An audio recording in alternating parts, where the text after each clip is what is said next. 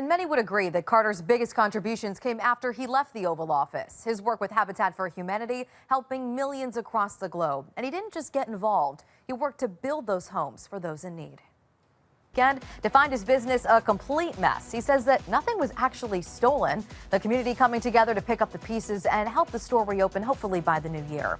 And police tracking down and arresting a Brockton man that they say has had as many as 5 active warrants. Officers say 32-year-old Elvis Andrade was wanted for breaking into and stealing cars in Stoughton, as well as credit card fraud. He's expected to be arraigned in court today. Good morning. Well, admiration for the former commander-in-chief coming from around the world. In a televised speech about Jimmy Carter, President Joe Biden described his longtime friend as a man of principle, saying he was always lending wise words and support. Funeral ceremonies will start in Carter's home state of Georgia and then Washington, D.C. And Carter's final resting place will be behind his home next to his wife, Rosalind. Live in the newsroom, Eliza, Kruczynski, 7 News Today, New England. Juliana's back here in the newsroom with those details. Mazza, Carter and his wife Rosalind spent years helping to build homes for those in need. They work with more than 100,000 volunteers in more than a dozen countries. The impact even felt right here at home. The owner coming in over the weekend to find his business a complete mess. He says nothing was stolen. The community coming together to pick up the pieces and help the store reopen by the new year. And police tracking down and arresting a Brockton man they said had as many as 5 active warrants.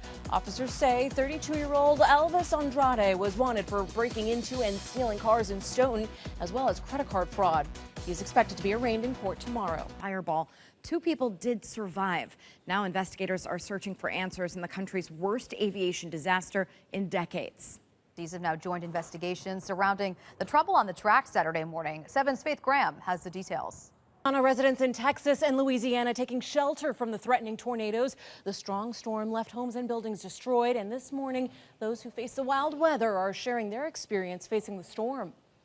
And the storms are also leaving people without power. One tracking website says on late Sunday morning, nearly 65,000 people in Mississippi were without power, and 13,000 were without power in Texas. Amanda?